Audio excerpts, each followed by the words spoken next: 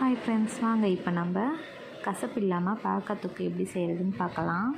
ஒரு கடாயில் எண்ணெய் ஊற்றிக்கோங்க. இது மாதிரி செஞ்சு பாருங்கள். பாவக்காய் சாப்பிடாதவங்க கூட சாப்பிடுவாங்க. எண்ணெய் நல்லா சூடாகட்டும். எண்ணெய் நல்லா சூடாகிடுச்சு. இப்போ நம்ம இதில் குட்டி குட்டியாக நறுக்கி வச்சுருந்த பாவக்காயை சேர்த்துக்கலாம்.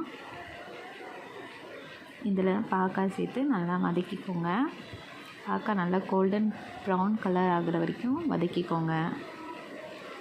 இதுலேயே இந்த பாவக்காயோட கசப்பு தன்மையெல்லாம் போய் வெந்து வந்துடும். பாவக்காய் நல்லா வணங்கிடுச்சு. இப்போ நம்ம இதை இன்னொரு பவுல் ட்ரான்ஸ்ஃபர் பண்ணிக்கலாம். இதே மாதிரி நீங்கள் கட் பண்ணி வச்சுருந்ததெல்லாம் போட்டு வணக்கி எடுத்துக்கோங்க. இப்போ அதே எண்ணெயில் நம்ம ஒரு ஸ்பூன் கடுகு, 2 கொத்து கருவேப்பிலை போட்டு நல்லா வதக்கி, ஒரு பெரிய வெங்காயம் குட்டி குட்டியாக நறுக்கி வச்சுருக்கோம், அதையும் சேர்த்து நல்லா வதக்கிக்கலாம். பெரிய வெங்காயம் நல்லா வணங்கி வரணும்.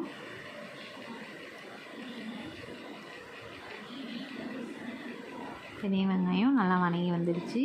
இப்போ இதில் நம்ம 2 பெரிய சைஸ் தக்காளி குட்டி குட்டியாக நறுக்கியிருக்கோம், அதையும் சேர்த்து நல்லா வதக்கிக்கலாம்.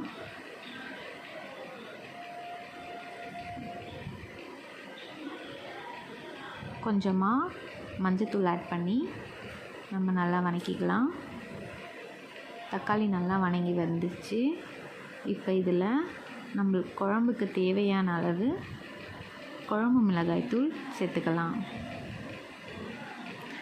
தேவையான அளவு உப்பு சேர்த்து நல்லா வதக்கி விடுங்க. இப்போ மிளகாய்த்தூள் நல்லா வணங்குறதுக்கு லைட்டாக தண்ணி சேர்த்து வதக்கிக்கோங்க. அப்போ தான் மிளகாய்த்தூளோட ஸ்மெல்லெல்லாம் நம்மளுக்கு போய் நம்மளுக்கு அந்த தொக்கு நல்லா வரும்.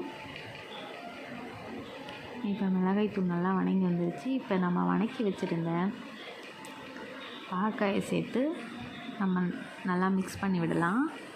அப்போ தான் நம்மளுக்கு அந்த தொக்கோடு சேர்த்து பாவக்காய் நல்லா பிளெண்ட் ஆகி வரும்.